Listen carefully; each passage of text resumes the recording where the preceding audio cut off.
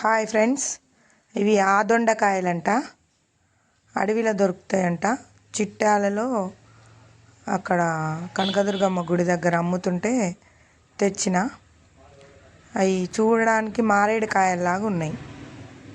అవి అది పండు, దాంట్లో గింజలు ఉంటాయి చూడండి. గింజలు అవి ఇట్లా గింజలు ఉన్నాయి. చూడడానికి వెరైటీగా ఉన్నాయి. ఇవి చిన్నగా పండులో గింజలు, పండు పండింది. అది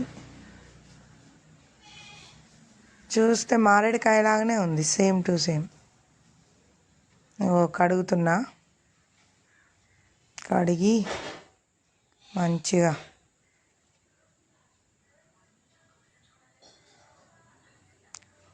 ఫ్రెష్గా కడిగేసి కోయాలి.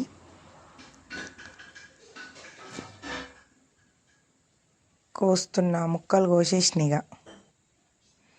ఒక ఉల్లిగడ్డ, ఒక 2 మిర్చి, పండు మిర్చి ఉన్నాయి మా ఇంట్లో. పండు మిర్చి కోసేసిన. ముక్కలు కోస్తే అట్లా గింజలు అట్లా వచ్చినాయి. ఇక పొయ్యి మీద వేసేసిన. ఉల్లిగడ్డ, కొంచెం సాల్టు, పచ్చిమిర్చి వేసిన, కొంచెం పసుపు వేసిన.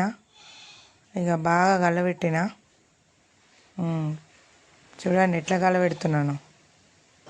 బాగా కలబెట్టిన. మంచిగా ఆయిల్ కొంచెం ఎక్కువ పోసుకోవాలి. ఎక్కువ పోసుకుంటే మంచిగా ఆయిల్లో మగ్గుతాయి అవి. చూడండి, కొంచెం కారం వేసి అందులో చింతపులుసు పోసిన. కొంచెం చారులాగానే ఉండాలి, బెండకాయ చారులాగా. ఇక చింతపులుసు వేరే దాంట్లో కొంచెం ఎక్కువ అవుతుందని గిన్నెలో పోసిన. ఇక మరిగించిన. Super taste.